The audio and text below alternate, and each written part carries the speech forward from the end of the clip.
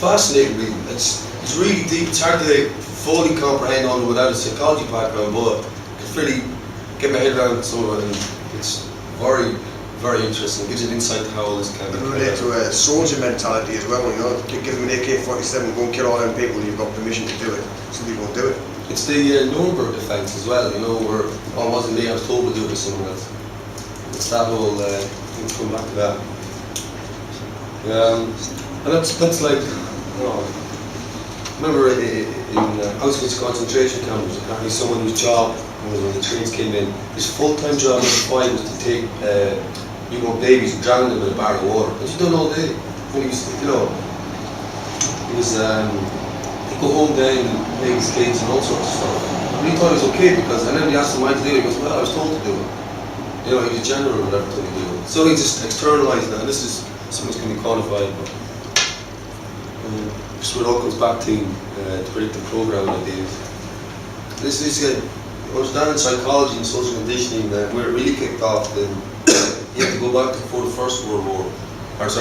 Second World War, and you have this idea of Feldungsskrieg, translating correctly, but it's German for worldly warfare.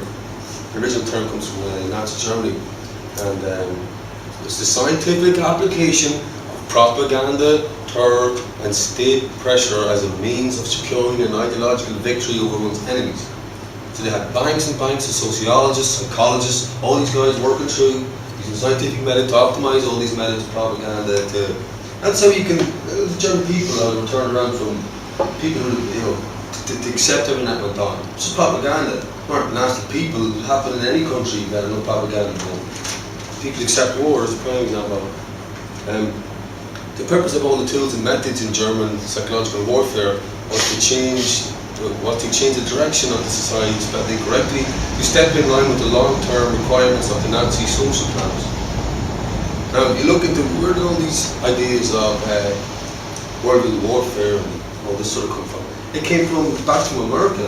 We had the Rockefeller Foundation and so forth, who were massive research into this area, and all these people then moved over to all these German institutes. People look all that up. They're very interesting. And then after the Second World War, Operation Paperclip, people might be familiar with that, were all the top German scientists in terms of like propulsion, psychology and sociology, energy production, all removed by the CIA back to America. But they admit that openly, and they all went straight into NASA, went straight into CIA, were all positioned in all the top universities to carry on that research. It's all like a big game. And Werner von Braun was one of those top Nazis. It's interesting stuff to say. It's quite interesting. It's, you know, don't believe anything I've said today. Don't believe any word of it. You look it up for yourself. He warned of all the false flag terror events, and even a hoaxed alien invasion was part of the elitist plan. We're in the terror stage now. In fact, I think the next one's a comet, and it's part of the space weapons. You know, what do you call it? Star Wars weapons program they have. And then the next one is a hoaxed alien invasion. With H.G. Wells. Radio program was a test for that. Yeah, completely. That's really that was sanctioned by the US government. People know about that. Where H.G. Wells before Second World War. It was all the media in the country were put out storylines as if the country had been invaded by aliens, just to see what happened. And we're talking for a full day. The population went around just to see how the population would react. Some people committed suicide. Some people committed suicide just to see the test. So all gave to them. This is an interesting book published where it details all the links to Rockefeller Foundation and how they exported these psychologists, sociologists in Nazi Germany to build up that. So this idea isn't new, or isn't old, or isn't new, it is old. So this is that KGB agent I was telling you about. Yuri Bezmenov. So he gives a quite interesting talk. He's deflected to America.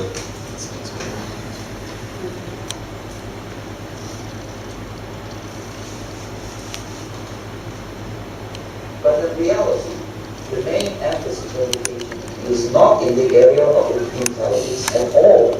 According to my opinion and opinion of many defectors of my caliber, only about 50% of time, money, and manpower is spent on espionage as such. The other 85% is a slow process, which we call either ideological subversion or active measures, активные мероприятия in the language of the KGB, or psychological warfare.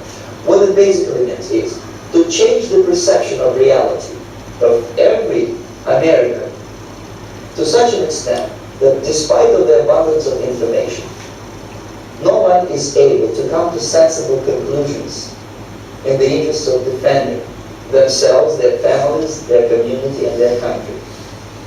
It's a great brainwashing process which goes very slow and is divided in 4 basic stages. The first one being demoralization. It takes from 15 to 20 years to demoralize a nation. Why that many years?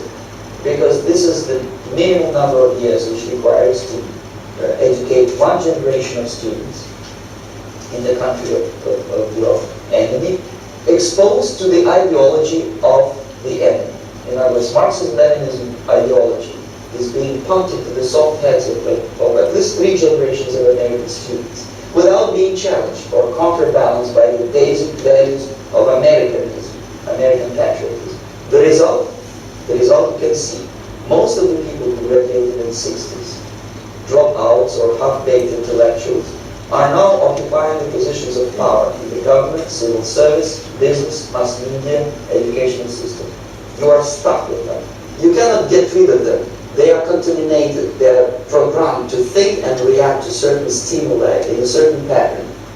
You cannot change their mind, even if you expose them to authentic information, even if you prove that white is white and black is black. You still cannot change the basic perception and the logic of behavior. In other words, these people, the process of demoralization is complete and irreversible. To get rid society of these people, you need another 20 or 15 years to educate a new generation of patriotically minded and common sense people who would be acting in favor and in the interests of the United States society. And yet these people have been programmed and, as you say, in place, who are favorable to opening the Soviet concept. These are the very people who would be marked for extermination in this country. Most of them, yes. Simply because the psychological shock when they will see in future what the beautiful society of equality and social justice means in practice, obviously they will revolt. They will be very unhappy, frustrated people. And Marxist-Leninist preaching does not tolerate these people. They will join the links of dissenters, dissidents. Unlike in present United States, there will be no place for dissent in future Marxist-Leninist America. Here you can get popular like Daniel Ellsberg and filthy rich like Jane Fonda for being dissident, for criticizing your Pentagon. In future, these people will be simply squashed like cockroaches. Nobody is going to pay them nothing for their beautiful, noble ideas of equality. This they don't understand, and it will be a great shock for them, of course. The demoralization process in the United States is basically completed already. For the last 25 years, actually it's overfulfilled, because the demoralization now reaches such areas where previously not even Konrad Andropov and all his experts would even dream of such a tremendous success. Most of it is done by Americans to Americans, thanks to lack of moral standards. As I mentioned before, exposure to true information does not matter anymore. A person who is demoralized is unable to assess true information. The facts tell nothing to him. Even if I shower him with information, with authentic proof, with documents, with pictures, even if I take him by force to the Soviet Union and show him concentration camp, he will refuse to believe it until he is going to receive a kick in his fat bottom. When the military boom crashes, then he will understand, but not before that. That's the tragic of the situation of demoralization. I think that's pretty much said it all. Yeah.